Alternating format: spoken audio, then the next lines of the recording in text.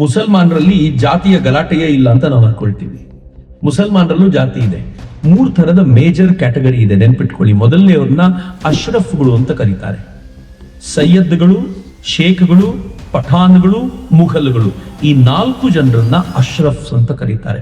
ಅಶ್ರಫ್ ಅತ್ಯಂತ ಉನ್ನತ ಸಮಾಜಕ್ಕೆ ಸೇರಿದ ವ್ಯಕ್ತಿ. ಅದರಲ್ಲೂ ಸೈಯದ್ ಮತ್ತು ಶೇಖ್ಗಳಿದಾರಲ್ಲ, ಇವರು ಮೆಕ್ಕಾ ಮೆದಿನಾದಲ್ಲಿ ಯಾರಿದ್ದಾರೋ ಅವರ ಡೈರೆಕ್ಟ್ ಡಿಸೆಂಡೆಂಟ್ಸ್ ಅಂತ. ಪಠಾನ್ ಮತ್ತು ಮೊಘಲರು ಈ ದೇಶವನ್ನು ರೂಲ್ ಮಾಡಿದ ಕ್ಲಾಸ್ನವರು. ಸೊ ಹೀಗಾಗಿ ಈ 4 ಜನ ಒಂದ್ ರೇಸಲ್ಲಿ, ಆದ್ರೆ ಅದರಲ್ಲೂ ಸೈಯದ್ ಶೇಖ್ಗಳು ಹೈಯೆಸ್ಟ್, ಪಠಾನ್ ಮತ್ತು ಮೊಘಲಗಳು ಸ್ವಲ್ಪ ಕೆಳಗಿರ್ತಾರೆ. ಬಟ್ ಸ್ಟಿಲ್ ಅವರೆಲ್ಲರೂ ಅಶ್ರಫ್ಗಳು ಅಂತ ಕರೆಯಲ್ಪಡ್ತಾರೆ. ಇದರ ನಂತರ ಬರುವಂತವರು ಅಜ್ಲಫ್ಗಳು ಅಂತ.